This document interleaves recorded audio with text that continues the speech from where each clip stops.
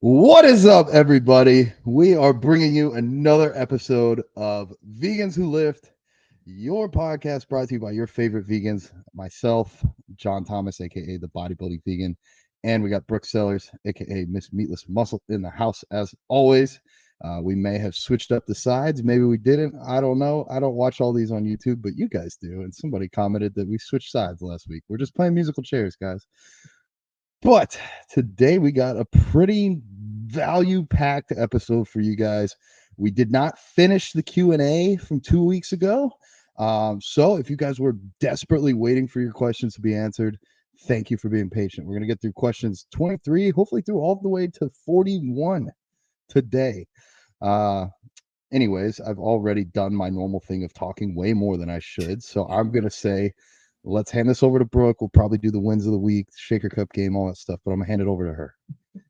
Yeah, I'm excited. We got a lot of good questions today, so we're going to give some more value to you guys. Yeah, you want to go ahead and get into wins? Yeah, it's going to be wins. It's not going to be a win. Yeah, I've got one win well, this week.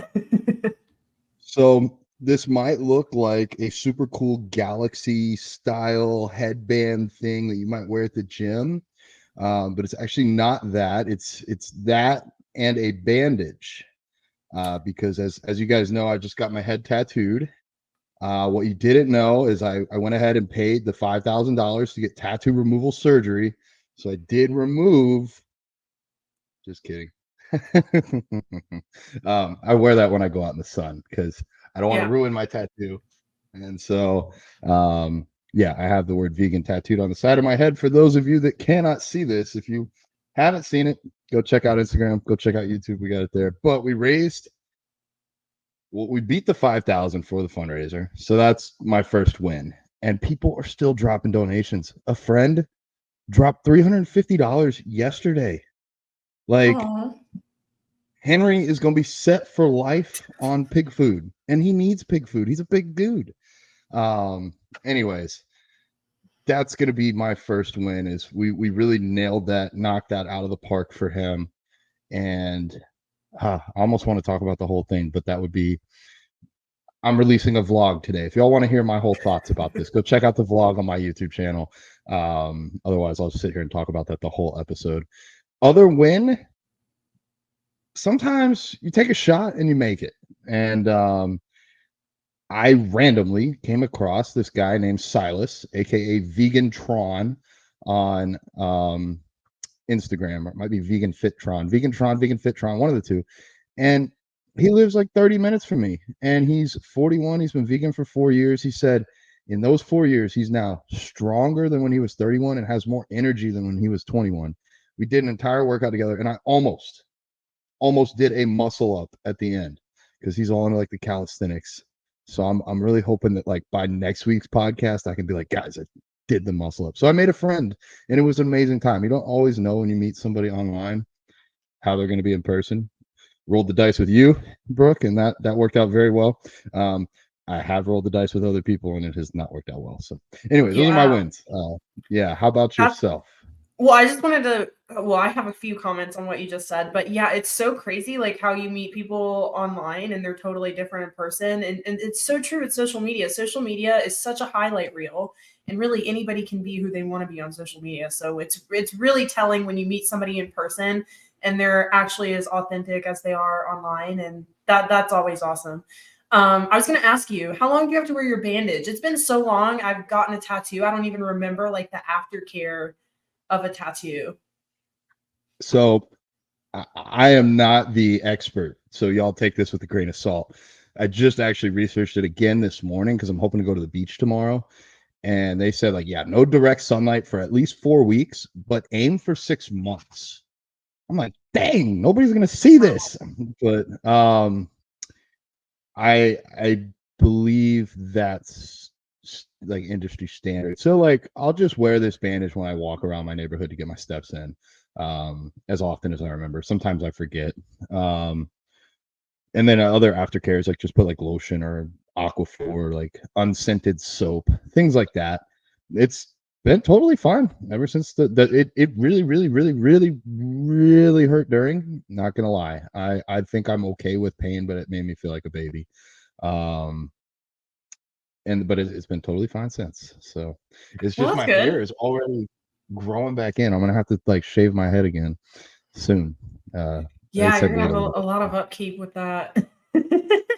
I should have actually done laser hair removal and then gotten the tattoo, but I would have had to start that process like 2 years ago. So yeah, Yeah. You never live and know learn. though. You might want some hair one day. Well, if you can see, I'm kind of screwed either way. It's gonna be there. The V at least will stick out. Yeah. So there's It'll no be a going back. And I'm mystery.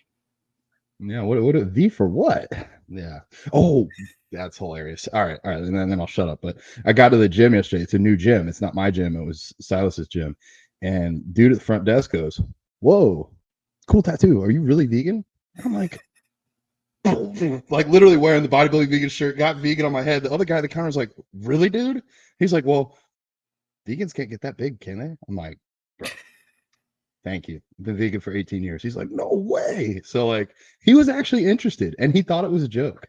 So clearly my attempt at making this as clearly not I'm gonna put like on the other side, like, yes, I am actually vegan. Yeah, but like some fine print right above vegan. Yes, I actually Yeah. am vegan. I know that's so funny. It's like, dude, if I got a head tattoo, I don't. You don't even have to ask. Like that's just one of those understood things at that point. Yeah. Yeah. Yeah. Yeah. I'll put a little asterisk on this tattoo, be like, see other side. It's so funny. Oh So, man. so you guys did. Were you hitting weights, or did you do a lot of body weight type stuff? So I got the whole workout recorded. It's actually still uploading now. That's how much footage I took. Like it's been uploading for like 24 hours. But we did like kind of a hybrid. Like we did some weights and then we did some weird things, like things that were really outside of my comfort zone. Like, and that's why I did it because it was outside my comfort zone. Normally I would never do this stuff, but he's like, okay, we're gonna do one plate on the bench for 10 reps. And then we're gonna do 10 push-ups and then two plates for 10 reps and then 10 push-ups and then two plates and a quarter. We're gonna go for 10. And like, dude, after two plates for 10, I was done. I had to do push-ups on my knees. Like I shook his hand. I said, Damn.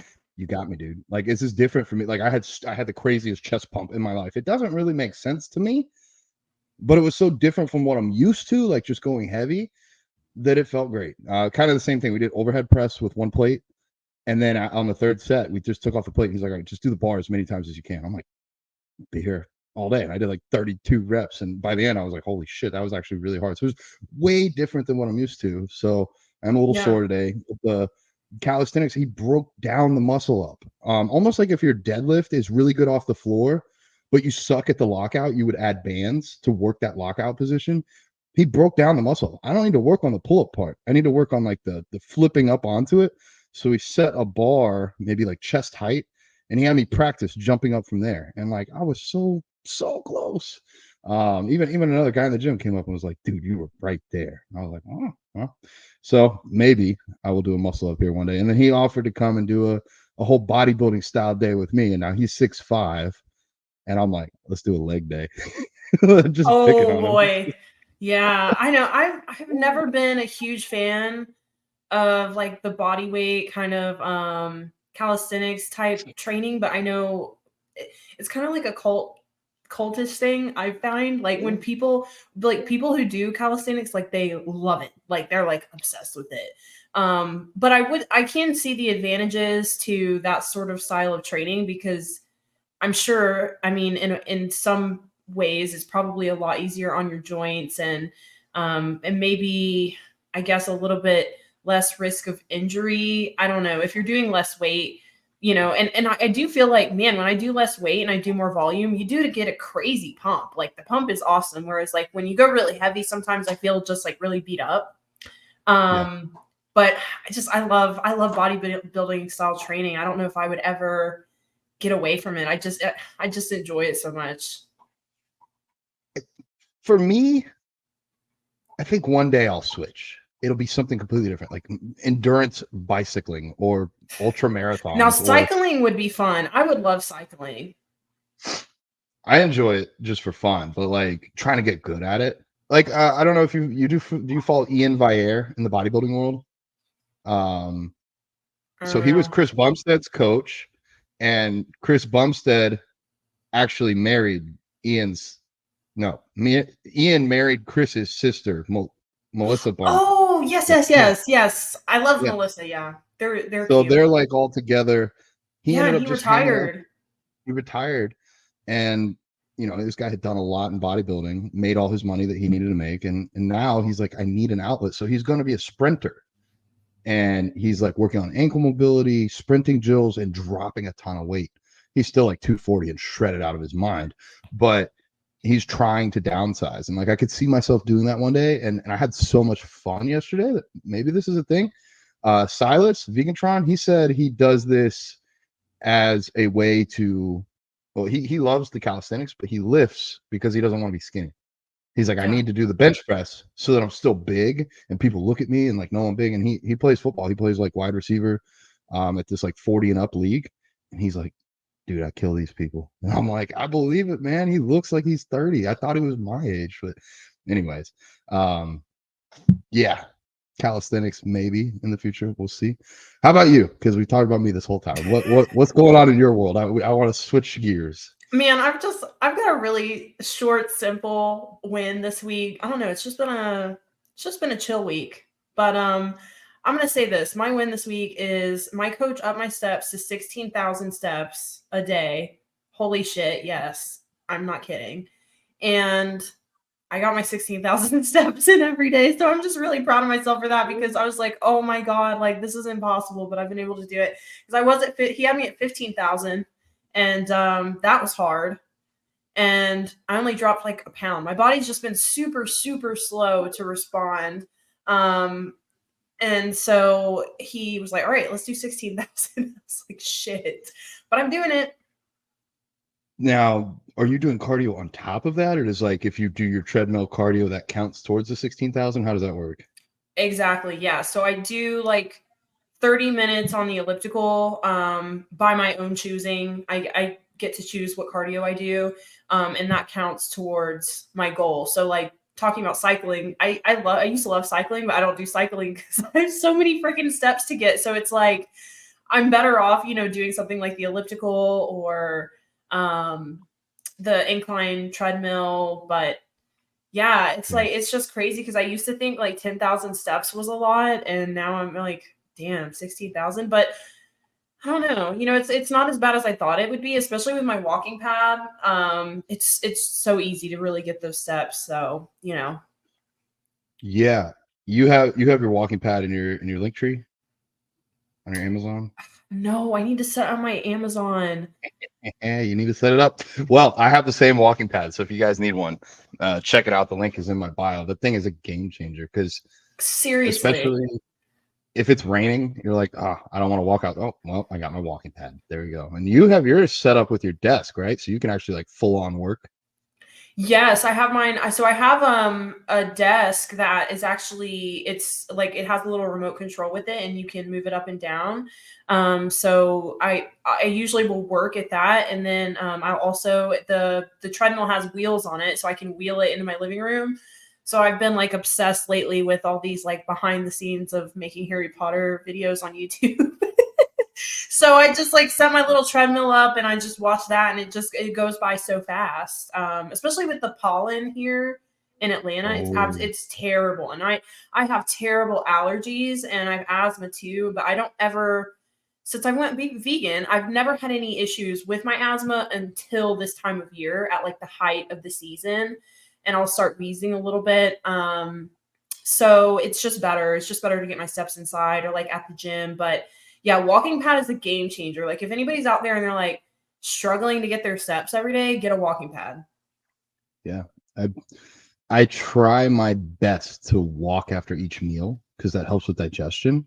Yeah. Um, so I usually throw on the headband and go around the neighborhood. But if it's hot, I don't really want to get sweaty like after every Yeah. meal. So I have little fans set up next to my walking pad so I can stay nice and cool down while I walk. um, yeah. Speaking of Harry Potter, I was at Walmart of all places with Allie, and I was like, "Wait, we gotta stop. I see the Lego sets. I gotta take a picture and send it to Brooke." And I'm like, I do this every time. I just take a photo of it, but nothing ever comes of it. Like, we haven't built one yet, but I'm just waiting for the day that we can do that. So, Yeah, that was like so they have like two, well, it's kind of funny because they have different versions of like all of them. So like they have like the huge castle that's like, I think $600 or something. That's like the one I have. And then they also have like a castle that's like, you buy it in like sets, and then you buy it separately, and they're like $50 each probably. And they're just like different little like Dumbledore's office. And then you buy the Chamber of Secrets, and then you like put it all together. And then they have the train, the same thing with the train. So like they have the big like $600 train, which is like I think 18 and up. And then they have like the other train that's like for kids and stuff. So yeah, they have all kinds of different ones. I'm like right now, I'm trying to figure out what my next one is going to be. But right now my next project is, I actually have it right here on my desk. I've got these LED lights.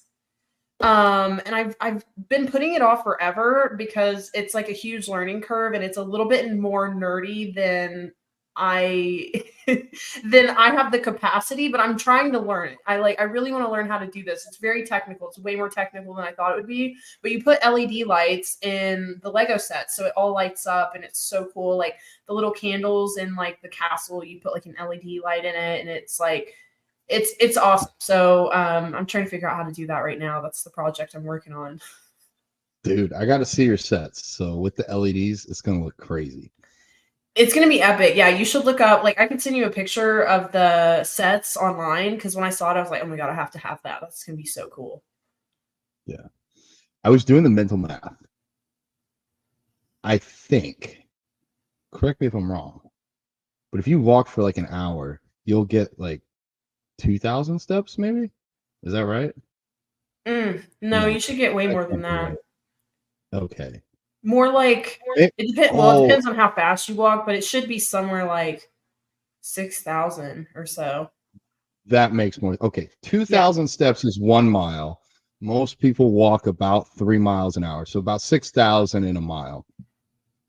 So you're actually, or you could say like 1,000 steps every 10 minutes. So you're walking 100. You're doing, wow, my math is horrible. 16,000 steps. That's 160 minutes. That's over 2 hours every day of walking. That's a lot of walking. Yeah. Especially if you get behind.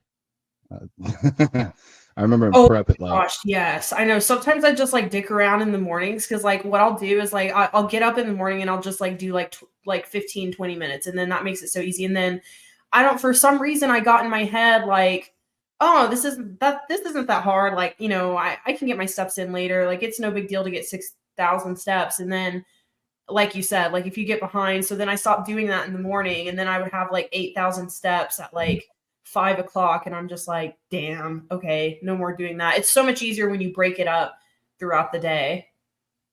Yeah. All right. Game. Let's get the game, because we're already 20 minutes in. We got a bunch of questions. Okay. Dude, we just need to hang out more. We never hang out as much off air because we're so busy. So this is like our time to catch up. We haven't talked in a while either. Okay, here we go. Shaker Cup question. If you could open a restaurant, what kind of items would be on the menu, and what would you name it? Ooh. Man, that's a hard question all the way around. It is a hard question. Do you have an idea?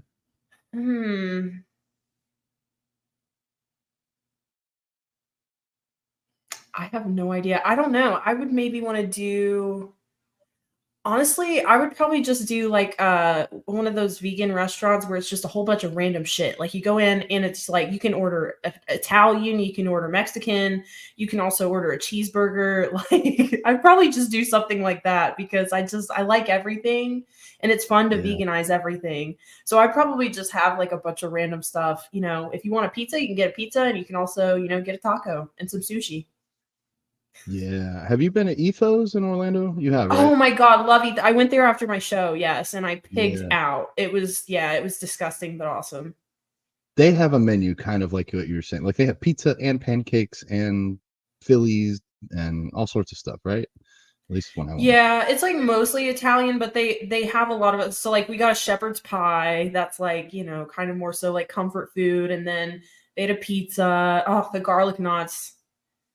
The garlic knots are the Oh, best. I do remember those. Caesar salad. They have a good Caesar salad. Well, I've started a YouTube series. The first video hasn't launched yet, but we're calling it Bodybuilding Vegan Eats. I think that There would you be the go. name of the restaurant. And then I like your idea of like kind of an eclectic menu. I think mine would be split down the middle. On one side, we have like all my favorite awesome foods like pizza, pancakes. That's like my two favorite foods, but maybe burgers, milkshakes. I don't know. All the like vegan junk. And then on the other Yes. side, I would be running a meal prep slash macro based menu. So protein pancakes, gluten-free low carb pizzas, things like that. I've had this idea even with like local businesses here. They make really good vegan food, but they don't offer any meal prep. They have a whole kitchen. So why not have me or something, maybe not me, but hire like an employee that does a meal prep service to like work in that kitchen like 2 hours at night or however long it takes and make like a healthier version of what they offer on the main menu and then sell that to people. Like you already got the space. Just add somebody. I don't know. That's where my business brain is at. So like I'd have a restaurant that has both. We can bring in the people that love the junk food. Or if you're a bodybuilder, you can come there and eat in the off season and while you're in prep. And you know it's gonna be good to go. So that's where I'd be. I like that. I like that one. You know what I think my idea is gonna be? I think it's gonna be meatless munchies, and it's just gonna be a bunch of munchies. Ha ha! So you can come in Yeah. there when you got the munchies, and yeah, you can do like a dessert pizza or some just crazy shit like that. And next door we got the green vegan for all your herbal needs. Yes, your medicinal purposes. So you go to Meatless Munchies, you eat your fill, then you go to the green vegan, you reinvigorate your appetite, and you go back and And get then you go more. back. It's Yep. brilliant. Oh my gosh, Well, that would be dangerous. have you seen man, I should know. I think it's like the Be Well Fitness bakery, the Be Well Bakery. Fitness Queen Oh, Ohio is doing some stuff with them. yes, I have bought some stuff from her when I had my gut issues because it's all like gluten-free, vegan, very, very healthy, very clean. Pretty good, pretty good. It's not very, very sweet. So that's just something, for people who don't like stuff very sweet, it's probably more up your alley. You can tell it's healthy, if you know what I Healthier. mean, but it's Yeah. good. Yeah. Yeah. Well, I got like 15 items from them sitting in my fridge, and I had a little bit of green herbal substances last night, and I was on the phone with Allie. I was like, let me show you this box. And I started going through the box, and I was so close to eating like everything in there. And I was like, I have to make content. I'm putting it away, putting it in the fridge. I may try to eat it this Sunday because I'm going out to get pizza tonight. I don't know what's happening tomorrow. Tomorrow's off day. Then Saturday. I don't even have my days together. I'm going to be in Orlando for a vegan food event of some. It's in my calendar. I don't remember. Sean would know. I'm going to go there and I'm going to be eating there. So I'm like, when am I going to eat all these desserts? Okay, I guess Sunday. I'm just going to get fat, dude. I'm really like almost afraid of getting fat because people are throwing so much food my way. I know that's one of the hard. I act like that's a hard thing. Like, oh, woe is me. Everybody sends me all this free food. Boo hoo. But like, it is tough. Like, I remember when I was in prep because that's when my account like really started growing when I was in prep, and people would send me all this stuff, and I'm just like, damn it! Like, I'm gonna blow my prep. Although I will say there was one time early in prep where somebody sent me a pound cookie. It was like huge. It was like as big as my head. And it literally weighed a pound. And it was a chocolate chip cookie, and it had all this like junk in the middle, like pretzels and all kinds of stuff. And I ate that pound cookie, and get this, I lost a pound the next day. It was like a 2,000 calorie cookie, and I was down. I ate a pound worth of cookie, and I was down a pound the next day. So I was like, okay, cool. Well, nobody has to know that happened. Yeah, I only have one day that I cheated on prep.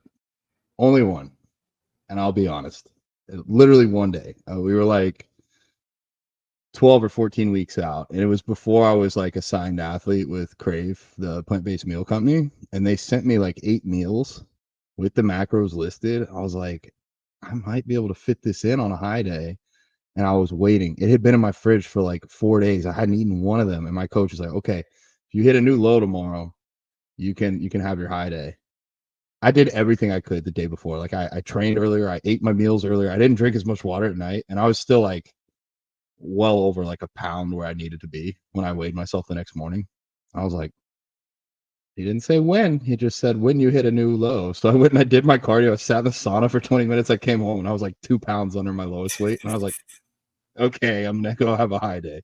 That was it. That was the one day that I cheated in prep, and the one day that I had food that I did not weigh, cook, and prepare myself for over Yeah. 20 weeks.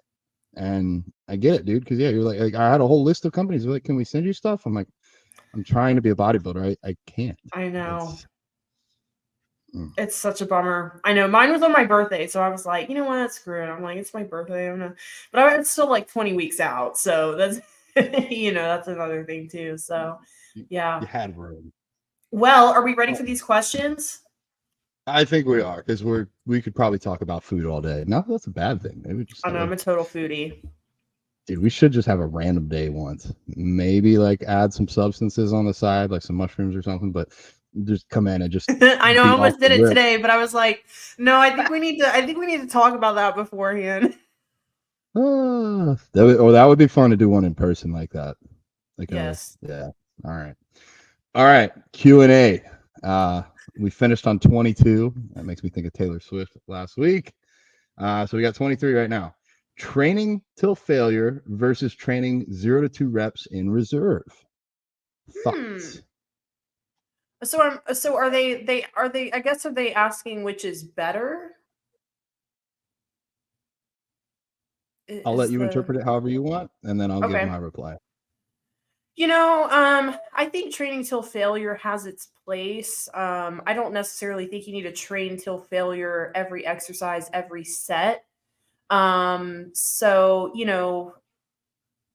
they both have their place, for sure. I think with some exercises, training to zero, and it's also like, what are your goals?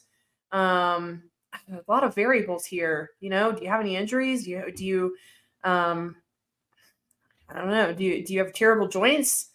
So I would say, training till failure, good on some exercises, especially when it's like a safe movement. Like I think we've talked about this on some sort of podcast before, like a machine where it's like a leg extension. Leg extension is a great exercise to go till failure. Something that you're not going to get injured on. Yeah, I don't know. It's a tough one. So what are your thoughts? I agree. Knowing the client or the person and what their goals are is going to be huge. Are you just trying to lose a few pounds and look a little better in the mirror? Just train, dude. Don't Yeah. worry about it too much. Are you trying to be a world-class bodybuilder or at least win a local show? You bet your ass you're training to failure. Maybe, like Brooke said, not as much on a movement with a high potential for injury, like a barbell back squat. Going to failure on those is a little scary. Granted, you should be doing things like having the safety bars set up or really, really, really, really, really, really, really know your shit and know how to bail out. Actually, a kid died squatting with a poor spotter. His coach did not know how to spot him, and he failed at the bottom. And the coach pushed the bar forward, and it rolled up on his vertebrae and broke his neck. Like, Oh, kid went down with a rep and died. And so wow. lifting usually isn't very dangerous. And there's things, if he had just had the safety bars on the side, he would have just dropped it there and been totally fine. Like, literally could have prevented this guy from losing his life. So my biggest thing here, my biggest takeaway here is, how do you know what 0 to 2 reps in reserve is? Because Yeah. most of y'all never trained to true failure. Yeah. Like, here's what I want you to do. If you think you know how to fail on a movement, go get on a hack squat, put your 10 rep max on there, and then go do 20 reps. Film it. Don't stop until you get 20. or until it goes down and it doesn't come back up. That's how you hit failure. Most people aren't willing to go there. It freaking hurts. I even said on my tattoo day, like, I did legs yesterday. This tattoo ain't gonna be shit. Well, tattoo still really freaking hurt, but so does leg day. Like it's up there. A lot of people are like, "Oh, I'm too RIR and reps in reserve," and I'll watch it and I'll be like, "No, you're like 10. Like you did 12 reps, and you're telling me you could have done 14. But I bet if I gave you $1,000,000, you'd have done 20 reps." And so I tend with everyone except for my like elite athlete clients, push them to failure because they still don't even really know where failure is yet. You have a few psychos out there, maybe myself and you included, that could go to failure every set, every workout. And then in that case, it might affect your recoverability a little bit. But most people, y'all just need to train harder. Yeah. Yeah. Agreed. Yeah. Ready for the next one? I actually like this one. I'll let you read Yes. it. How do you maintain a long-term friendship? I.e., me and John. What's your longest friendship that you still have? Oh my gosh. I would say my one of my best friends, closest friends, Rachel. We've been friends since we were, I would have had to be like 13. So it's like, God, I'm old. You're younger than 14, me. 14 years. So 14 years. Yeah, we've been friends forever. And, I mean, we're very different. Like I'm all about working out, eating healthy. Like she's trying to get into working out now. Funny enough. I'm vegan, she's not vegan. We've changed a lot over the years, but at the end of the day, like we're still goofy, funny, silly with each other, and we like, you know, joking around and just being dumb, and like we both are like nerds at our core, so like we love Harry Potter, Star Wars, um all of those things. We like the same music.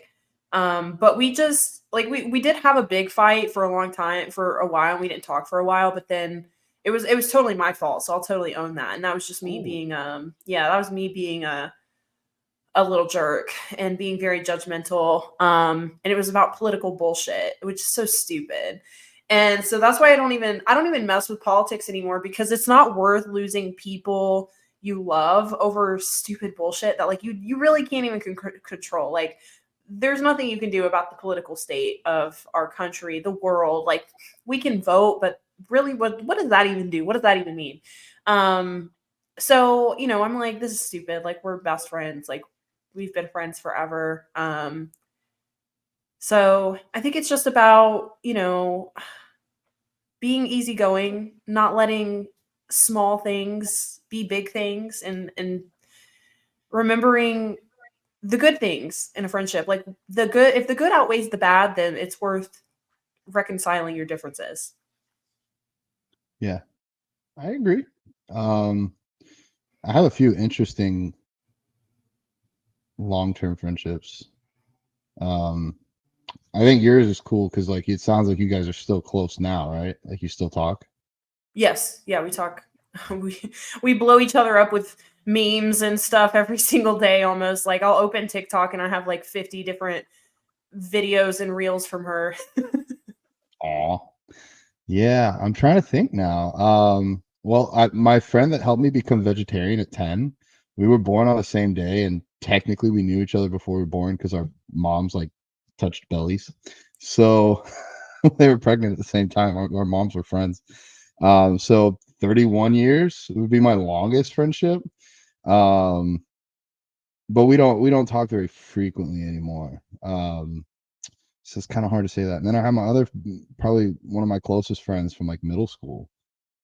We stayed very close friends up until he moved a couple years ago, and then we've just been a little bit distant. But like, I reached out for the first time in like 8 months. I was like, "Hey, I'm getting my head tattooed for this pig Henry. You want to donate?" And like instantly, he sent some money over, and I was like, "Damn."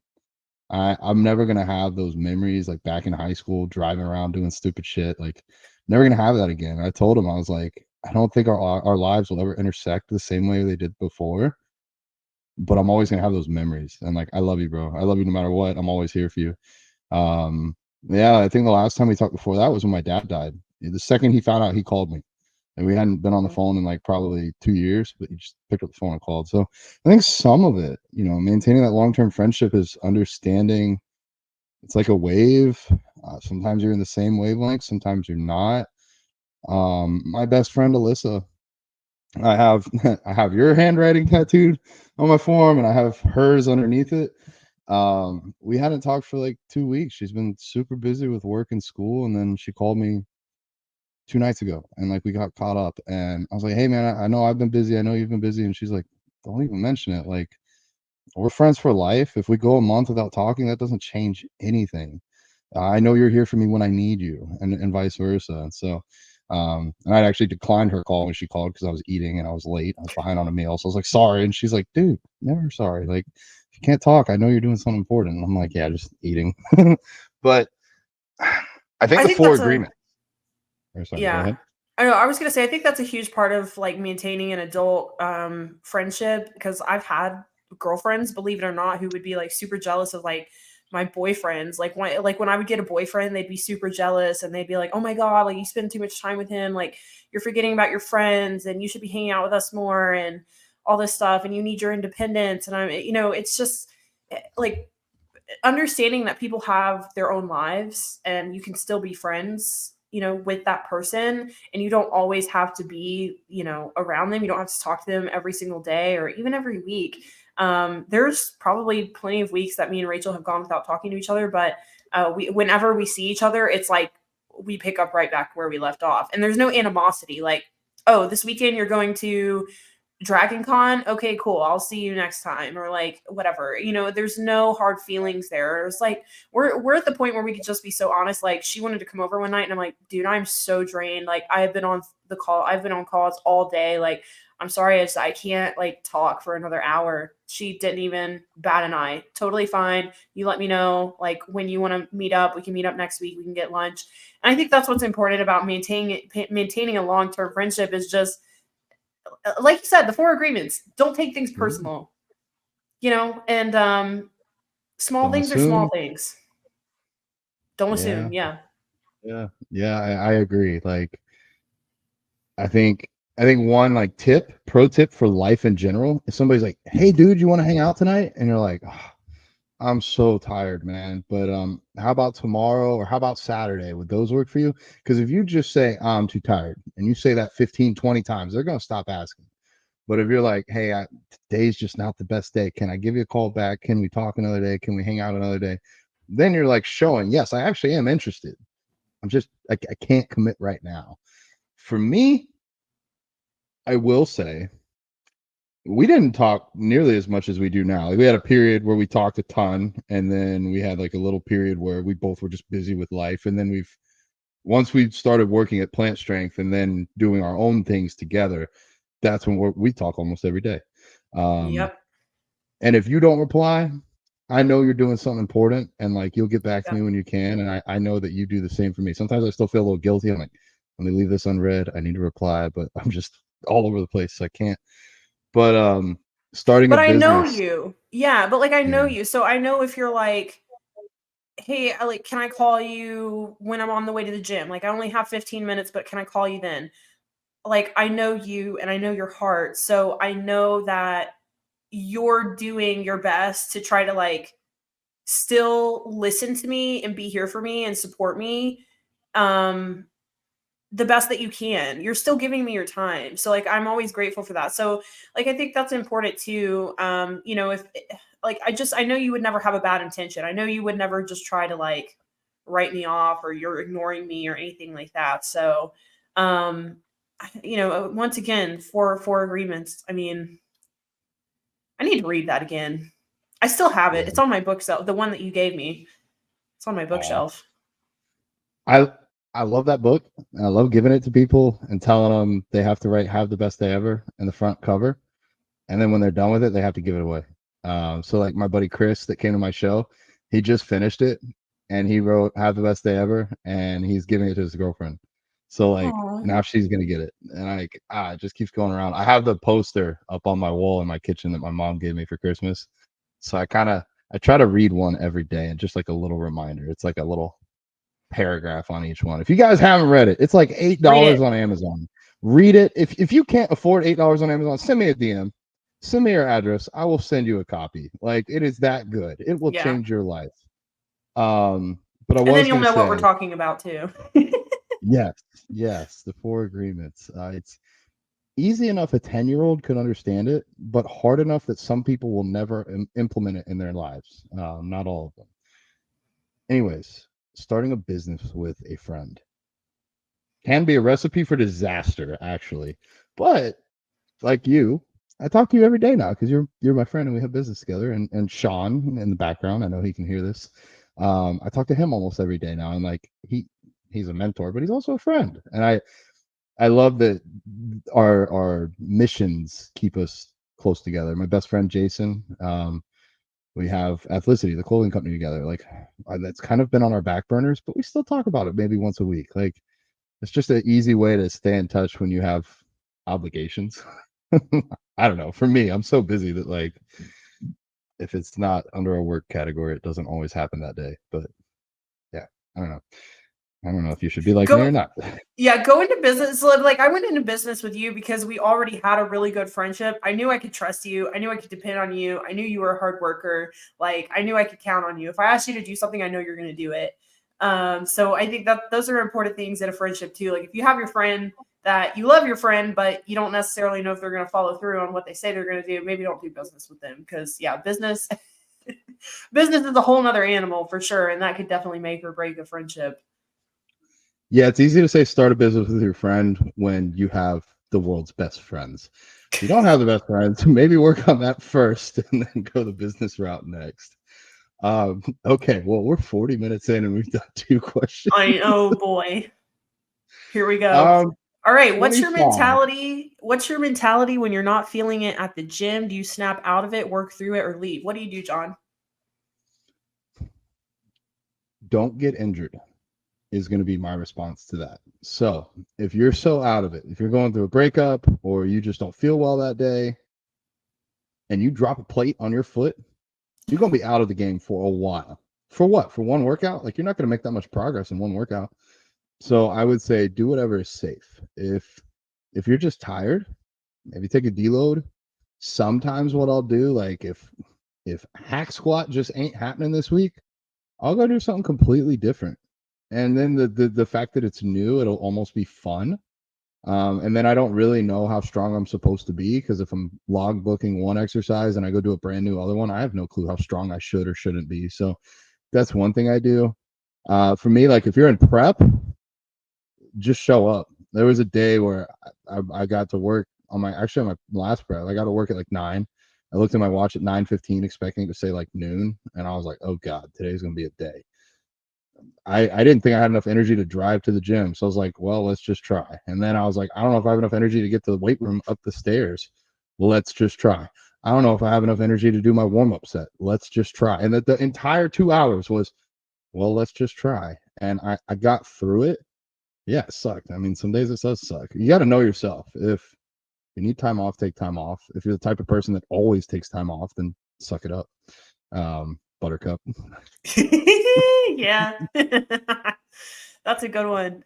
Um Um, yeah, I mean like if you're not feeling it because like John said like you're sick or like maybe you're getting over an injury or like you're just going through a really hard time, be careful, don't get injured. If you're just struggling with consistency, like you know yourself and you know that you just have a hard time getting yourself to the gym, you're just tired, like something's, you got to be real with yourself. And this is why people always say discipline over motivation. Like, there's going to be times where you don't feel like going to the gym. Like, there's times I don't feel like going to the gym, believe it or not. I love the gym, but there's times that I don't necessarily feel like going, but I go because at the end of the day, it needs to be done. And that's discipline. It's doing what needs to be done when you necessarily don't want to do it. And here's the thing, you're never going to walk out of the gym being like, damn, I wish I hadn't done that workout. Like, you're never going to say that. You're always going to be proud of yourself for doing it. You're always going to feel better after. Those feel good endorphins are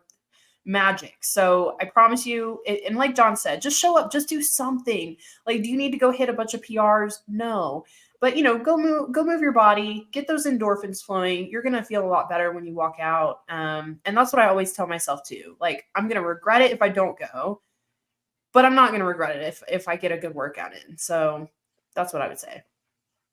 Yeah. When my clients check in real quick, like let's say you have on the calendar 5 sessions of 2 hours a week and you're not feeling it on Friday. Take that 2 hours and invest it in yourself in whatever way is best for you. Does that mean maybe do yoga, maybe go to the sauna, maybe go for a walk in nature? If none of those fit you, then go home and get your ass to bed 2 hours early. Go to sleep early. Take those 2 hours and invest it back in yourself. If it's not in the gym, do it another way. Keeping us rolling here. We got to catch up. 26. How to use caffeine efficiently and what might change during a prep. Well, I found that if you inject caffeine intravenously, it works even better. No, I basically live You on junkie. caffeine. Do not ask me. I'll give actually good advice. Theanine is an amino acid that you can pair with caffeine. 100 to 200 milligrams of theanine alongside your caffeine dose will remove some of the jitters and the crash from the caffeine. So that's one thing you can do. Outside of that, I am not a good resource because I drink way too much caffeine. I know, I'm so bad. I went without caffeine for a long time, you know this, and I'm so bad. I'm like falling in that trap again, doing a coffee every morning. One day I was like, let me just try like a half scoop of pre-workout. And then I had a great workout. And then I'm like, oh my God, I love pre-workout again. Oh man, it's bad. But still, I'm only doing like less than 400 milligrams a day. So I don't think that's even that bad. I'm just going to try to control myself here.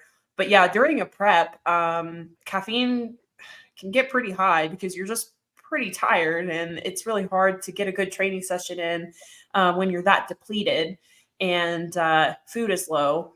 So might need to rely on some caffeine during a prep.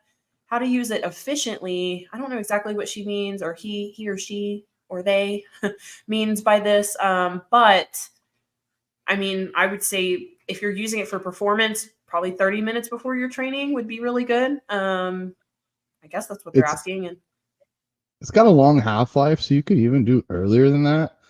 The problem with too much caffeine pre-training, it is a vasoconstrictor, but basically it's makes your veins tighter, so less blood can flow. So your pump is actually going to be worse. I would never have an athlete getting ready for the stage, like pre-stage, take caffeine. Absolutely not. Maybe a coffee that morning, and you're going on stage like towards the afternoon, but otherwise, no. I would say efficiently, if you're not already a junkie, use it on the days you need the most. Like if your legs and back are lacking, like you got great chest and great arms, use it on those training days.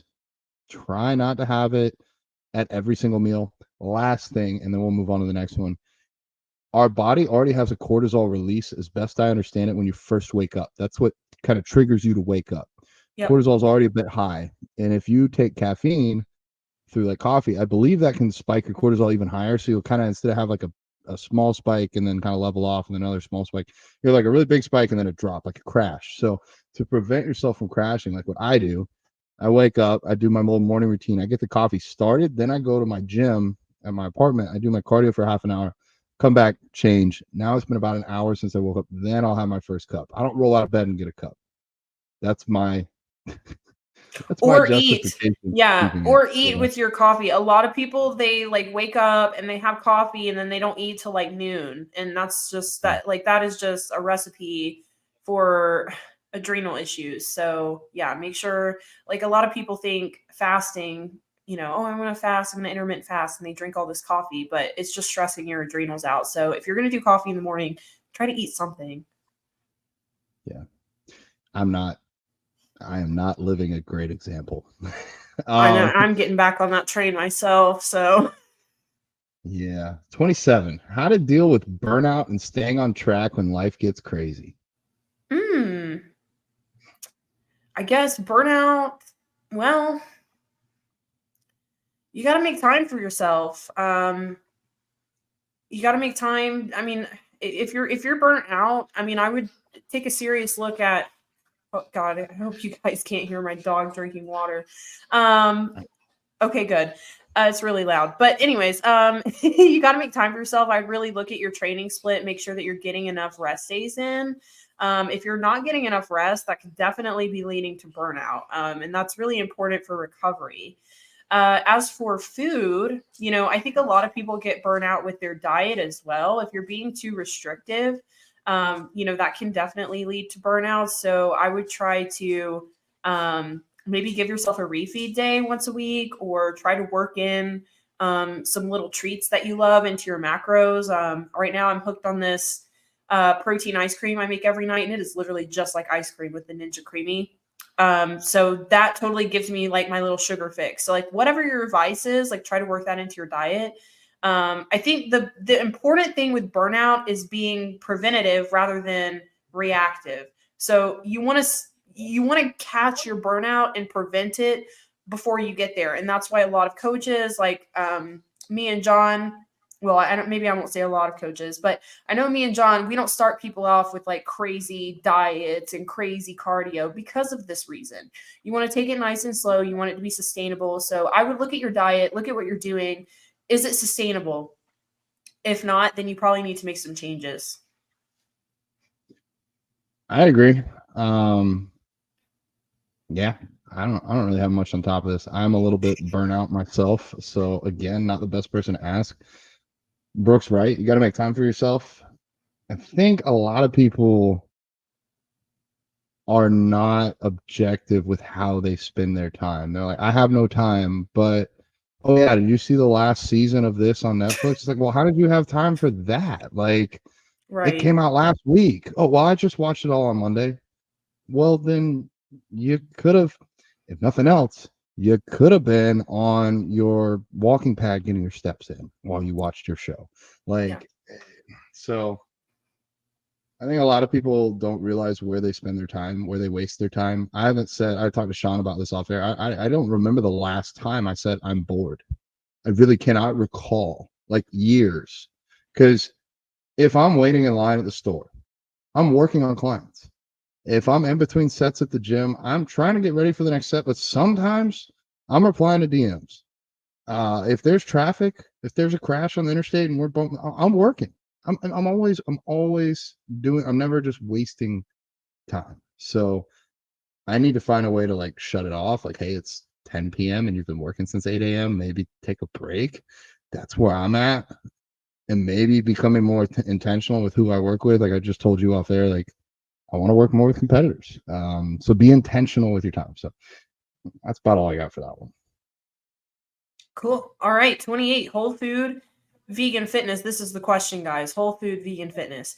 High protein, low calorie options, meals, bulking, and cutting. There's a lot there. Um, what do you want to reply to that, John? It's a lot of information. That's a very broad question. I'd Yeah. love to know the reasons why. I'm going to take it from a health approach. I'm going to assume that this person wants to be the healthiest person they can be, and they want to use whole foods, so like unprocessed foods. I don't think they mean the store.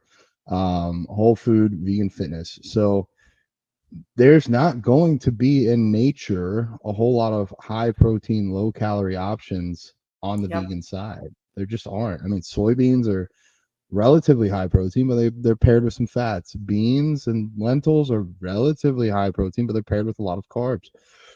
So what I would say is if you're wanting to become a super jacked vegan, you're probably going to need to add in some form of processed foods, protein powders, tofu, tempeh, maybe seitan. Otherwise, if you're just trying to be healthy, though, whole foods, plant-based diet is the way to go. Like if my goal is to live to be 110, I'd switch over to that right now.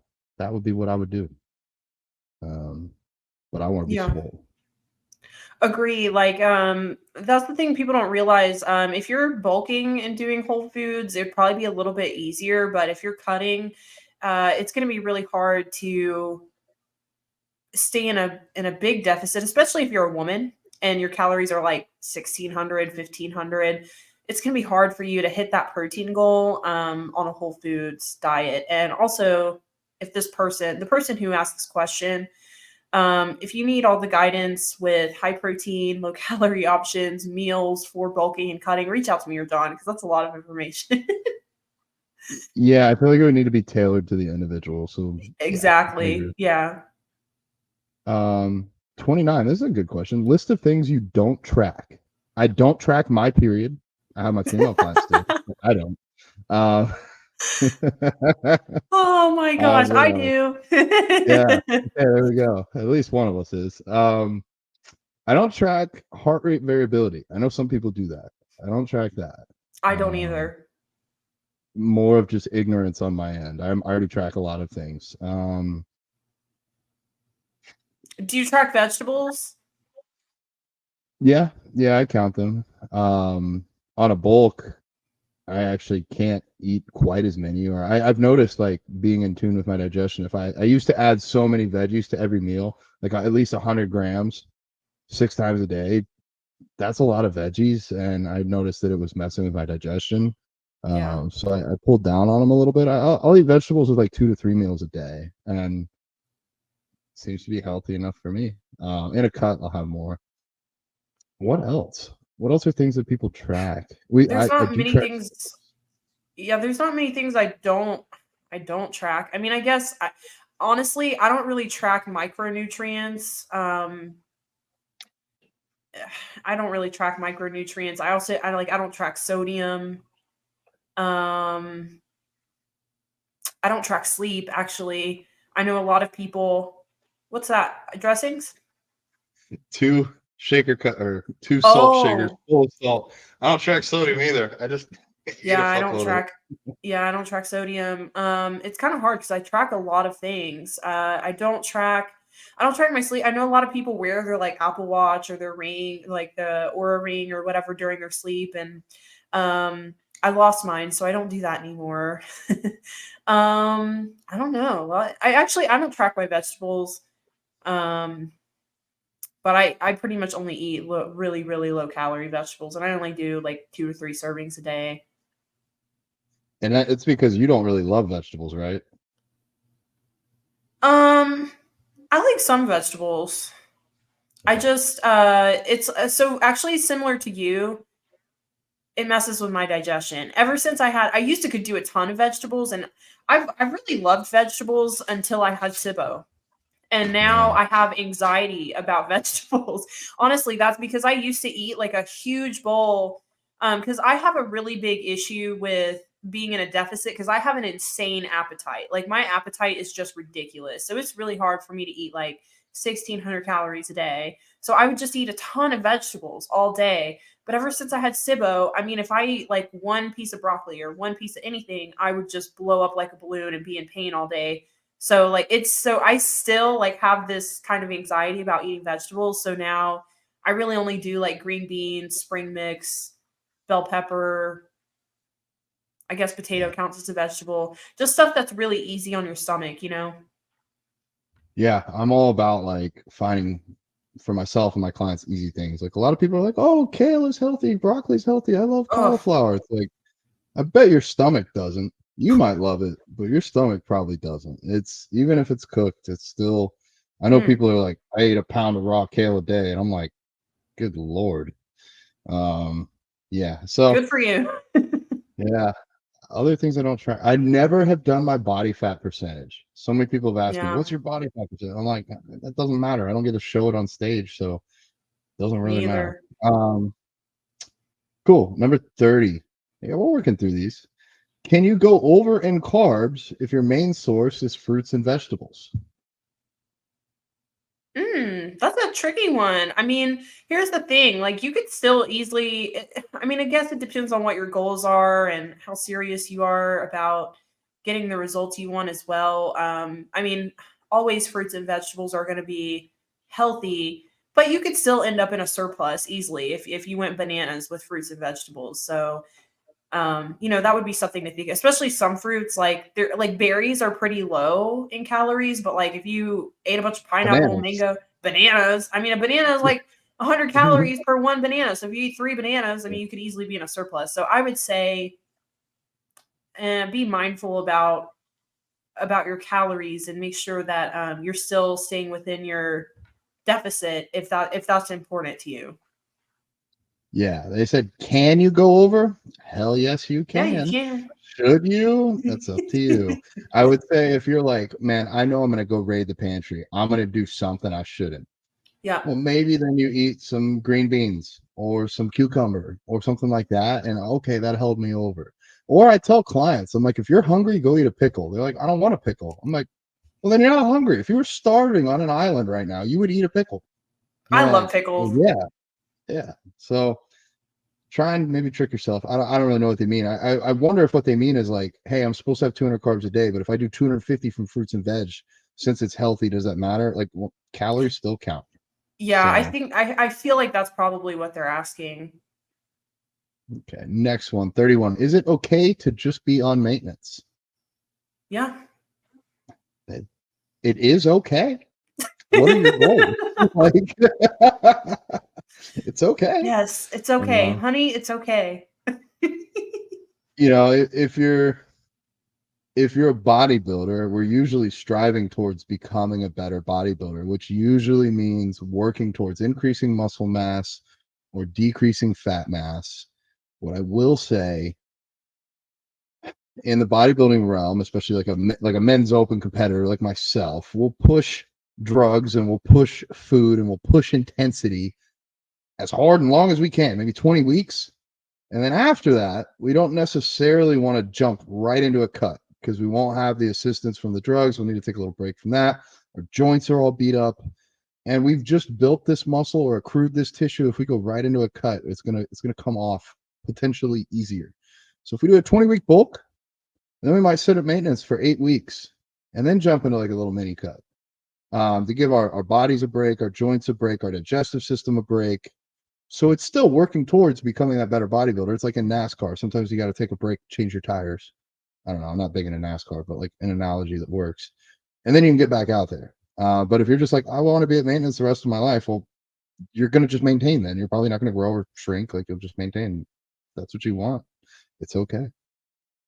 Yeah, I mean, and the other thing is, are you happy with your results? Are you happy with your body? Then it's totally okay to be in maintenance. So, I mean, that's something to think about too. And, for a lot of women too, like like you said, John, they cut forever and ever and ever, and they're in a chronic calorie deficit for so long. And it would be really beneficial, just health wise, to be in maintenance for a little while. If you don't want to put on a whole bunch of body fat through a bulking or a gaining phase, you can make progress in a maintenance phase. So, yeah, it is more than okay. Yeah. 32. Just a comment. It would be helpful to know macros our coaches are following. Okay. I can pull mine up. I know. I actually need to pull mine up too. Y'all are about to get all the secrets here. So I have them pretty much. I have my meals built out. I have to build out my meals because my coach doesn't. He coaches top level bodybuilders. He doesn't have any other vegans, so I pick my own meals. And I just copy those in my FitnessPal from one day to the next. So I have different macros based on the day. On a training day, that ends up being 5 days a week, 370 protein, 500 carbs, 80 grams of fat. On my off days, usually 2 days a week, 290 grams of protein, 300 carbs, 75 grams of fat. And on my back day, we're really trying to grow my back. I get 300 grams of protein, 750 grams of carbs, and 100 grams of fat. So usually protein's at least 300 up to 370. Carbs are anywhere from 300 to 750. Fats are usually around 80. So, I mean, that's where I'm at. And I'm 242 Damn, I'm pounds. jealous. I wish I could eat that much. I used to eat a lot more. My body's like kind of down regulated how much food it needs, which is actually a good thing. My coach had a conversation with me. He's like, we want to grow you off the least amount possible. With like all these guys doing 7,000 calories to grow, even if they're staying lean, think about how much their stomach is having to work. We want you to be efficient, not inefficient, to where you're eating 6,000 calories to grow and you could grow on 4,000. So, Yeah. So I like John. I also have ones on, I have different macros for training days, and then I have different macros for rest days. So on my training days, I have 170 protein, 140 carbs, and 45 fat. On my rest days, I have 170 protein, 90 grams carbs, and 40 fat. How's Yay your hunger on? me. Oh With man, so I many am steps. God, yeah, I'm hungry. I'm hungry. It's really hard. I'm supposed to be cutting right now and losing weight. I'm actually supposed to be in a prep. Um, but it's just my body's just so slow with my thyroid is just not happy. So I'm gonna do some more blood work this week though. But yeah, I'm pretty hungry. I like I said, I have a big appetite. Yeah. So it's tough. Yeah. I've been doing a You know lot of how? those like low calorie, those low calorie shirataki noodles. Hmm. So I've You been told me doing about those. those. Right? Yep. Yep, I've been doing those. A lot of cucumber, lots of cucumber. You wouldn't want to be a cucumber in this house. Yeah. Yeah, I had those in prep, and sometimes that's shit. I lied. I think I did sneak an extra cucumber one day in prep. I was pretty close, but like they're like 20 calories. Yeah, that doesn't even matter. It's like just water, basically. To put this in perspective, in prep on my low days, I got down to 270 protein, 100 carbs, and 60 grams of fat. 100 carbs for me is not a lot of food. That's hard That's to do. insane Yeah, for you. it was it was hard. Ugh. Um, cool. 33. What keeps you motivated slash disciplined to keep going? Hmm. A lot of things. For me, I really just want to be I want to be the best that I can be. And honestly, it's really not hard for me to be motivated or disciplined. And I'll just be honest about that because I love training. I love working out. I was really unhealthy at one point and I was really sick and I still remember what that felt like and I still remember hating how I looked and being pretty miserable. So I have no desire to go back there. So it's not hard for me to still want to be active, go to the gym. I have tons of health issues in my family. We have strokes, we have heart conditions, we have diabetes, we have high blood pressure. Um, and watching what has happened to my family over the years uh, is so much motivation for me to stay healthy, to eat right, to stay in the gym. So, that's huge. And also, I mean, just the fact that, of course, being vegan, I want to represent our lifestyle in the best way possible. Like, I remember being at the gym and people just being shocked that I was vegan when I first started training there. And that's awesome to me. That's the kind of impact that I want to make. When people talk about veganism not being healthy, like how could you tell me I'm not healthy? So yeah, all of those reasons are really important to me. But like I said, it's not hard for me to be disciplined or motivated. It's just it makes me feel good. Right there with you, dude. It's like a drug. Achievements is like a drug. It's like getting a high. Um, I remember my mom telling me I was 3 years old and I wanted to race her from the car to open the door, and she didn't know it was a race, and she beat me. And I threw myself on the ground and threw a temper tantrum for 10 minutes until we had to go back to the car and do it over so that I could win. That's me at 3. So it's always been in me to be competitive, I guess, even with my own mom. But now I don't know how some of y'all love bodybuilding so much to just do it to do it. If I wasn't vegan or if the world became vegan, I'd hang this up. I'd be done. But this is my activism. So what keeps me motivated? Well, if I turn this way and I point this way, those are the two things. Like I want to try and change the world before I die. I think I've already done that some. I think through this podcast and through the next few years, things are gonna fly by. Um, that's what keeps me going is knowing that I can have a change in the world. and anybody can. If you're listening, one, you buy food, so you get to vote with your dollar with your food.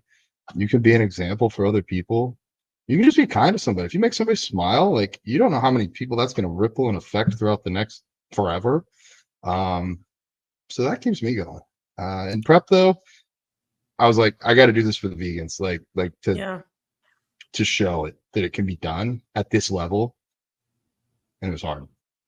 Yeah, I feel So you on that. My motivations for bodybuilding are way different, and I'll be totally honest with you. It's sometimes it's hard to be, especially now. Like when I did my first prep, it wasn't hard for me to be motivated to do that. I had never done it before, so I didn't really know what to expect. And then also, I was just in a really bad place. Like I had come out of a really bad situation, and I was already in a lot of pain. So prep was like nothing compared to what I had gone through. But I'll be honest now, like my coach wants me to prep now, and it's really hard to find motivation to suffer and to starve myself and to do all this cardio and to give up date nights with my boyfriend and give up all these, like it's hard now because I'm like I'm happy. So yeah. it's kind of hard to force myself not to eat and to suffer that way. So but I do want to do it again for a couple of reasons. For yes, I do want to represent vegans in a better way. I mean, I would love to get a pro card at some point. I don't know if that'll happen. And also, I did get kind of screwed over. I feel like my first two preps with my coach, I never got to really see my best package. Like, I remember waking up both of my shows and I'm like, this is not what I should look like. Like, I looked better a week ago. And it was like everything got totally screwed up during peak week. And so I feel like I never really got to see my best. So, that's kind of motivating me right now to do another prep, but I hear you. Bodybuilding, it's hard to be motivated to do that. I like it blows my mind that people do this for like 20 years. I just can't imagine. Like it's their whole life. It's crazy. Unless you're on a crusade, like trying to convert people to a different religion or show veganism, yeah, I don't know how you do it. So props to them. They're a little I crazy. do I do have one more question for you though. What would you say, cuz you kind of gave your insight on your motivation for bodybuilding, like if you weren't bodybuilding, you would still work out, obviously. What would you say is your motivation just for like everyday people, like lifestyle people who are just even struggling to work out and eat healthy? What would your motivation be to continue being healthy and working out? Well, I enjoy working out. Training for bodybuilding and working out are two different things. The yesterday training with Silas and playing around doing muscle ups and like different style push-ups, like that's working out. It's not training. I even told him at the end, I was like, dude, I had so much fun today. I don't think I became a better bodybuilder, but I genuinely enjoyed our time and our exchange of energy. Thank you so much. And that's the truth. I don't think it made me a better bodybuilder. It was a fun workout. So I'll do that until I die, or I'll do cycling or something, just because I like that endorphin rush. I like doing things that appear to be impossible, where I really doubt myself and keep going and finish. In prep, I had the doubt myself, keep going and finish thing happen like 1,000 times. In other aspects of my life, I walked 100,000 steps in a day before, and there were a number of times when I was like, I got to 60,000. I'm like, I can maybe do this. And then at 80, I was like, I don't know. My feet really hurt. Actually, that happened the first time I got to 84,000 and I quit. I had blisters on every single one of my toes and on my heels. I was like, okay, I learned something. I need to tape all my toes. I need to tape my heels. I need to start earlier. So I got up the second time at 4 a.m. and walked until 10 p.m. I got my 100,000. And there were so many times that day where I was like, I don't know if I can do this. With this fundraiser with Alex, there were a number of times where I was like, I don't know if we're going to hit the goal. And then we did. And it's so empowering to do something that you don't know if you can do, and then to do it. And then go back and aim higher. Because if you succeeded, in a way, you failed. Because really, I think when you fail at something is when you truly succeed. It's a little bit circuitous, backwards, but like, if I'd set this fundraiser for 10 grand and I raised 9, it's a bigger success than setting it for 5 and raising 6. So that's how my brain works. I'm always trying to do more. Yeah, I mean, what's your why? That's what in my coaching questionnaire, it's what's your goal? And then second question is the most important one. Why is this your goal? Oh, I want to lose weight. because I want to be able to play with my kids, or my mom died of cancer. I don't want to have the same thing happen to me. I don't want to leave my kids without a mom, or whatever their reason why. It's yours. You get to pick it. And once you have that, everything else just falls into play. I don't know if that answered your question or not. Yeah. This next one's gonna be good. Yeah. Hi, I know you, Brooke / John, have hinted about doing drugs, LOL, but curious to hear y'all's opinion on using drugs / PEDs, that means performance enhancing drugs, in general as vegans, holistically. Even if certain drugs are considered natural, curious to know if drugs have always been something you've been open to, or maybe only after competing. That was a lot. Yeah, that's a whole paragraph. Okay, well, here's my personal opinion. I don't think anybody should be using drugs or PEDs. I mean, if you're not in a competitive sport, that's with the exception of testosterone, which I don't really consider like a drug PED. I consider that like a medicine. Truly, I think testosterone is so demonized, and it's so important, not only for men's health but for women's health. Women are like, testosterone, we don't need testosterone. Yeah, you guys need testosterone. Like, when testosterone declines, so does everything else. And trust me, like, that's when shit hits the fan. And that's why so many women have all these issues in menopause. They have no testosterone, and testosterone is really important for bone health, libido. I mean, like, I could go on and on. So, with the exception of testosterone, I just don't, there's no need for PEDs outside of a competitive sport, in my opinion. That's me. To each their own. To clarify, testosterone in a hormone replacement therapy dose, because I could do 1,000 mgs of Yes. testosterone a week, and I ain't going to be anywhere near natural. Yeah. For a man, a like normal hormone replacement dosage might be anywhere from 100 to 200 milligrams per week. Don't quote me, go ask your doctor. For a woman, anywhere from like 6 to 12 milligrams a week, maybe. I know women that do even less than that. So yes, testosterone is naturally occurring. It's something that's going to be in our bodies anyways. If you take something else, like Anavar, one of the most common other drugs in bodybuilding, well, that's not natural. Your body's never going to produce Anavar. This is a synthetic compound made in a lab. It's not natural. So they asked if certain drugs are considered natural. Like caffeine's a drug. I don't know if that's natural or not. Cocaine Yeah. it comes from the coca leaf, right? Like mushrooms, psychedelics, those are drugs. I mean, these are all drugs. They affect you.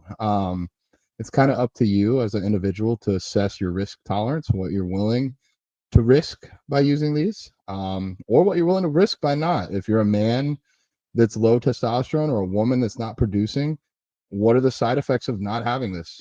You know, you're more likely to have a heart incident in men if your testosterone is low for a long time. So these are things to consider. And I am not a doctor. I recommend you talk to a doctor or a coach that knows what they're doing. I'm not giving blanket advice for people on the podcast. As Yeah. far as using them in general and competing, I started my competing career as a natural. After that run ended, I ended up going on TRT and then dabbling or diving in headfirst into other drugs. And I had no intention of getting on stage. I just wanted to be big. And I think that's a personal decision for you to make. I will say certain drugs don't really have a use outside of competing. Like, you probably don't need to take trend if you're not competing. Somebody just knocked on the door right when I said that. I hope they're not trying to come in It's the here. feds. Oh my Actually, gosh. it might be the floor repair people. This is not a good time. So yeah, I mean, it's a personal decision, just like any other drug. Like, how am I supposed to say, oh, you can't use these drugs because you're not a bodybuilder, but you can go smoke weed? Like, it kind of depends. But certain things like trend, like anybody that has ever asked me on a client perspective to use that drug, not in a competition setting, has had no business being there. They've not run other drugs that are safer. They haven't put in the time with the diet and the training. Like, you should at least, I would just a blanket statement here. If you've not been in the gym for an entire year, without pretty much not missing a single day other than due to like serious illness, where you haven't meal prepped for 6 out of 7 days for the last year, and you haven't hired a coach to track your form and push you in the gym, and you are currently still making progress, not like you're making no progress and you think drugs is going to be the magic fix unless you are low testosterone, and then you get that prescribed by a doctor, and then you're making progress again. If you're not doing those things, then drugs aren't the answer. Yep. So hopefully that helps. I think you can use what you want. I want it, like, if I stopped competing, I still want to be big. I still want to be a walking billboard, and compare to guys that use. Um, I think the specifics here for this person is, it depends on the dose. It depends on what you're doing. It depends. Yeah. Another like, because there's so many gray areas by saying drugs and PEDs, because another thing that would be like banned in the natural federations but not in the NPC or IFBB is peptides. And peptides like have zero side effects, most of them whatsoever, but like a lot of them are really really really really beneficial. Like BPC 157 is like really good for gut health and joint health. So many benefits. TB 500 is really good for fighting inflammation. So there's so many different peptides that you could use, but they would be banned in the Natural Federation. You wouldn't be able to use those there.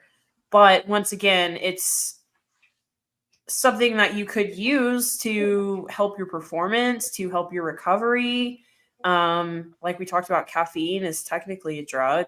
So like, I don't know, it's like, where do you draw the line? But again, it's like it's a personal decision, but I think everyone should make an informed decision and make sure that they're very well aware of the side effects.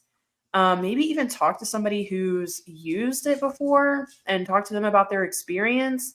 Because you just want to make sure you know what you're getting into, because a lot of these things, some of them are harmless, and then some of them, it's like once you go down that path, like there's no going back, and you just need to know what you're getting into. And I think a lot of people aren't always making informed decisions. They just hear about somebody else at the gym doing it or their friend doing it, and so they try it. Especially women, you have to be really really careful what you're taking and how much you're taking. Yeah. There needs to be a big thought process. I mean, I thought about it for like 5 years before actually making the plunge. I had been researching. I knew a lot. I'm going to contradict you here in the most polite way possible. Every drug has a side effect, depending upon the dose, depending upon what you're doing. Even things that might inherently have no immediate side effects, like BPC 157 and TB 500. Those are peptides. They're great. They're used for healing. I use them myself. Do we have decades of research to know that they don't promote cancer? I don't know. That's something that might need to be looked into. Like, they might be safe to use when you have like an elbow tendon strain or tear, to help with recovery there. But if you use them every day for the next 5 years, I don't know. Things that promote growth and healing, like growth hormone, can promote cancer, or at least if you have cancer, they can accelerate it. So there's always an asterisk, even with caffeine. There are side effects, especially dose dependent. If you have a glass of green tea every day, probably going to be just fine. But if you're like me and you're having a pot of coffee almost every day, might start to have some mineral leaching or other things. So everything comes with a cost. I'll put it that way. It's either upfront or time deferred, but there's a cost to everything. So you guys need to know that and be educated to that. And what are your goals? You want to get 10 pounds bigger, add 20 pounds to your bench? You don't need drugs for that. So it's like, what are your goals? We could probably talk about this all day. Yeah, that could be a whole podcast for sure. Yeah. 35. How long did it take you to build a social media following? That's a good one. Years and years and years. I'm still working on building mine for sure. Let's see, I started in 2020 with like 2000 and some change, maybe like 2100, something like that. And now I'm here April 2024, almost 70,000. I'm working on it. So it's taken a long time. A really long time. Years and years and years sounds right. I mean, I created the Bodybuilding Vegan account back in 2013. to document my first prep like forever ago. And then I didn't really get active again until like 2019. But in 2019, I was like, I'm gonna post twice a day every day. I did that. I have over 3,000 posts now. So you can do the math there. I mean, sometimes I look at people's account, they have like 200 posts. I'm like, dang, they blew up quick. It took me a lot longer. I know. I don't know. I don't know Yeah. how people do it or if they're buying followers or what, but I mean, it takes a while. It takes a while to build up a following, and you're always going to have people unfollow you too and bot accounts and spam accounts and stuff like that. So it takes time. If you Yeah. want to build your social media following, it's probably going to take you a few years. Yeah. 36. When and why did you go vegan? 2018, I went vegan after watching What the Health. Um, and that was pretty much it. I didn't want to support big pharma, the big agricultural industries, the factory farming. I didn't want to harm animals. I didn't want to consume animals, and that's pretty much it. So how many years is that for you now? Let's see, that was 2018, so 6 years. 6 years? Yeah, Um, yeah. I think it's probably even cool that, I mean, to the people that are older and make the switch, it's probably harder to do that than to do it when you're young. Because you're not so ingrained. You're not like I never cooked meat for myself. I never had to learn how to cook meat because I already made the swap. Like for some yeah. people, they have to learn how to cook new things. Like I just had to learn how to cook in general. Um, so I was 10 years old when I went vegetarian. Like I said, a lifelong friend had convinced me that killing a cow to make a hamburger wasn't right. 3 years later, I was 13 and I went vegan. So I've been vegan like 17, 18 years now.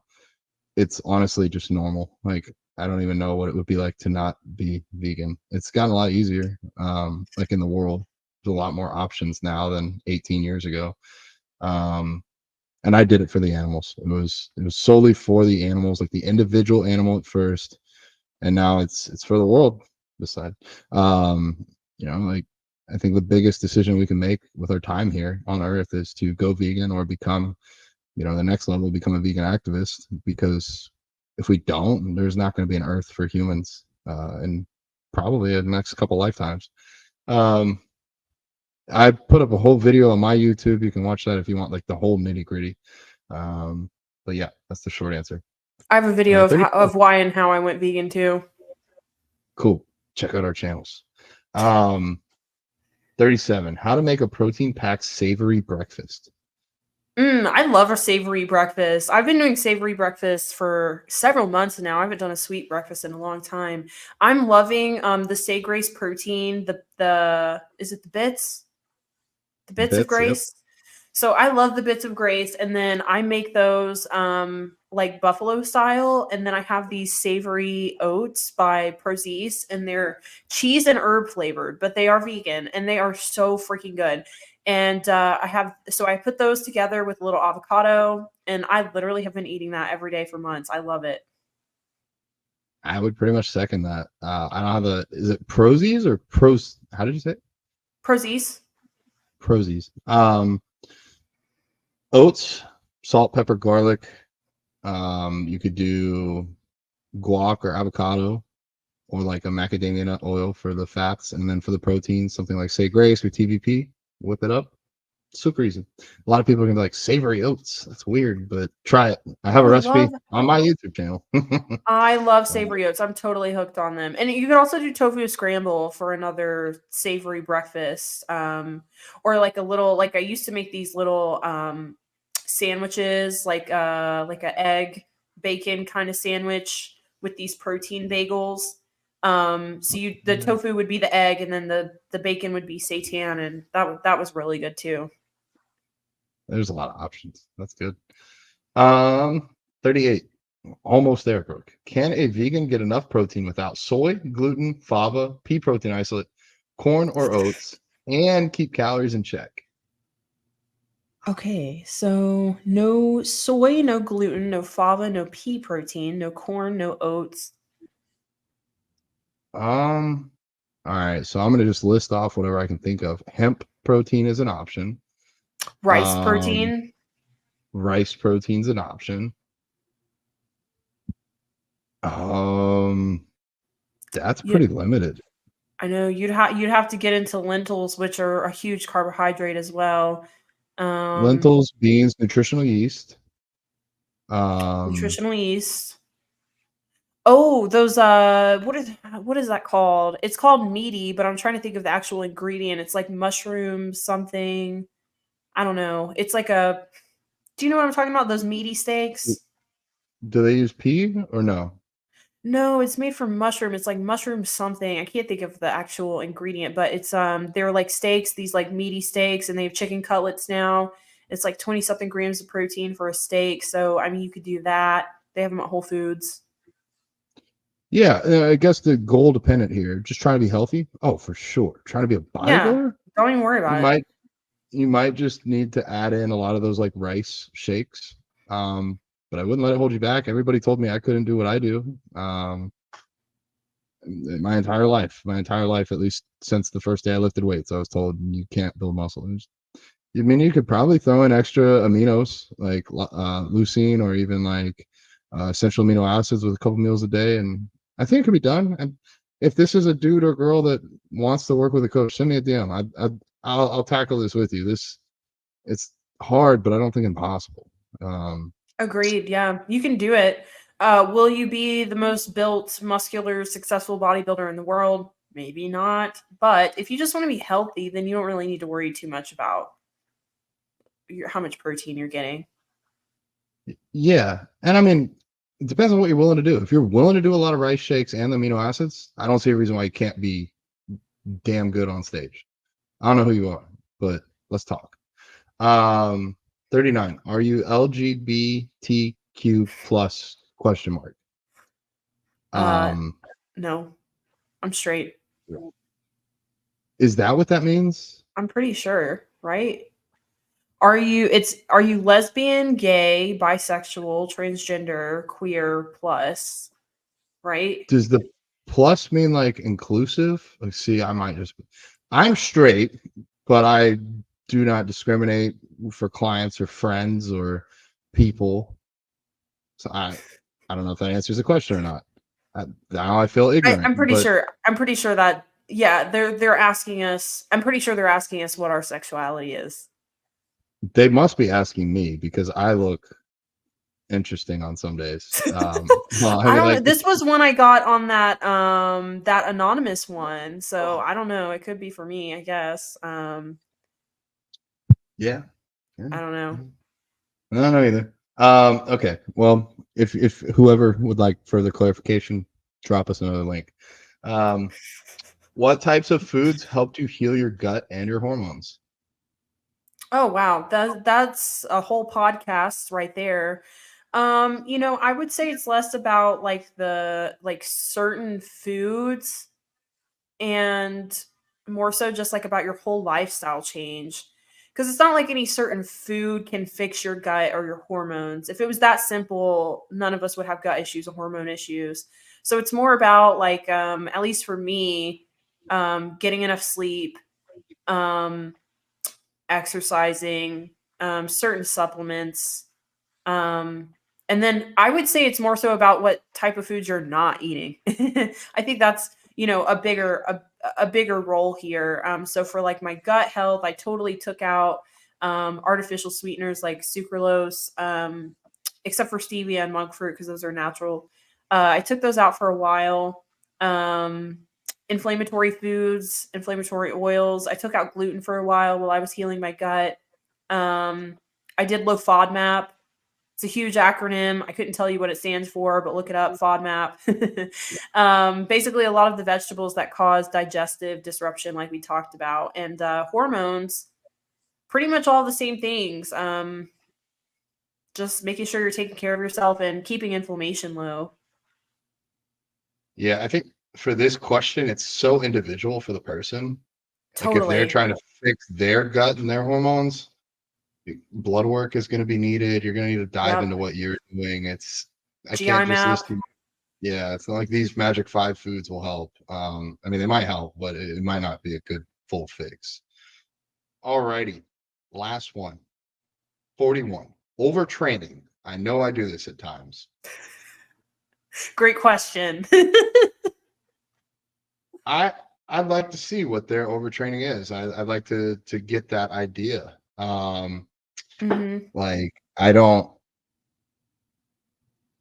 think many people overtrain. Yeah. Um, I,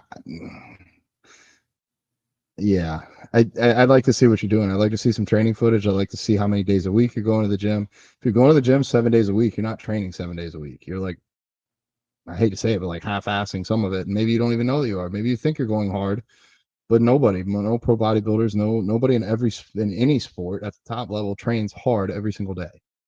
So if you are, you might need to reevaluate what hard is and find a new hard for you. Find a way to pull back and push harder on the days that you do go, so that you need those recovery and rest days.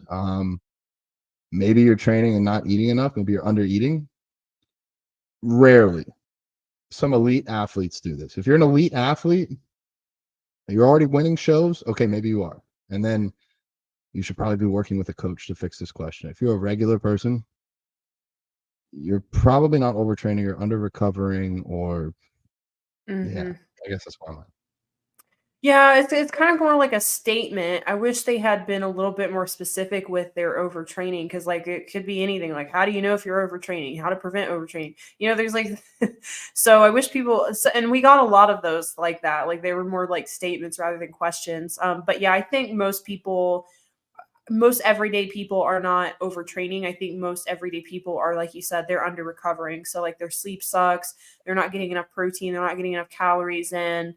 Um, I don't know. There are a few people, like, I guess maybe if you're gung ho psycho on losing a bunch of weight very quickly, you could overtrain. But it's most likely going to lead to either you getting sick or you getting injured. And then you're really going to be set back. Then you're really going to have to take a lot of time off. So I think people overtrain. Like they're like, oh, I need to train 7 days a week because I can't miss a day. They feel like they can't afford to take a day off. And it's like, well, you're going to get injured and then you're going to have to take 8 weeks off. So, Yeah. you're better off to just take your rest days. 4 to 5 days a week is sufficient, even 3 for some people. Nobody needs to be training 7 days a week. You're not training hard enough if you're training 7 days a week. Yeah, I would say look at progress week over week. If you're not improving, something's probably wrong. If you're training 7 days a week and you're not making progress, something's probably wrong. You know what? If you're hitting a PR every single time you go to the gym and you're training 7 days a week, screw it, keep doing it. Eventually, you'll hit a point where you don't. Maybe you're a very big beginner and just able to make those incremental jumps right now. But yeah, if you're not getting stronger every week, something's wrong or something needs to be addressed. Or you're like deep in a prep and this is expected. If you're not getting stronger every week and it's expected that you should, something's wrong. Maybe you're overtraining, maybe under eating, under sleeping. Give us some more details. I mean, if anybody had a question here out of these 41 that we didn't fully answer, and you're like, dang, I really wish they would answer, send us a DM. We'll get back to you. That's all I got, Brooke. We did 41 questions over the course of 2 podcasts. This was fun. We'll do this again for sure. Yeah, I mean, we got the pretty good questions, even though some of them we had to like kind of decipher ourselves and Yeah. try to read their mind. But yeah, you guys asked some really good questions, so hopefully this helps some people and you guys know what to do with your own health and fitness. Yeah. Thank you guys. And if you're at this point and you want to leave another question, just go to vegansexplore.com slash no vegansexplore.com. I think Is that's it? it. Yeah. I think that's it. All right. Vegansexplore.com. And you'll be able to find the Vegans Who Lift page. And there's a question where you can leave a voice note. Okay. Vegansexplore.com/vegans who lift. That'll take you there. DM us if you need help. But you can leave a question. Amber left us a question. It really does help us give some content to go over, and we will answer your questions. But I gotta pee. That's where I'm at right now. That means we got to wrap it up. Oh man, this was fun. Season finale next week. Season finale. We got a special guest, one of the greatest. I think we leave it a little ambiguous. Yeah. He's a Yeah. wonderful person. I love him. He rocks. That's all you guys We'll leave get. it at that. That's all y'all get. All right. Tune in next week for the season finale of Vegans Who Lift with our special guest. And leave us a message at vegansexplore.com. Leave us a message and we'll answer your questions. And if we didn't answer any questions today, DM us. We're always more than happy to help. Yes. All right, guys. Have the best day ever. We'll see you next week.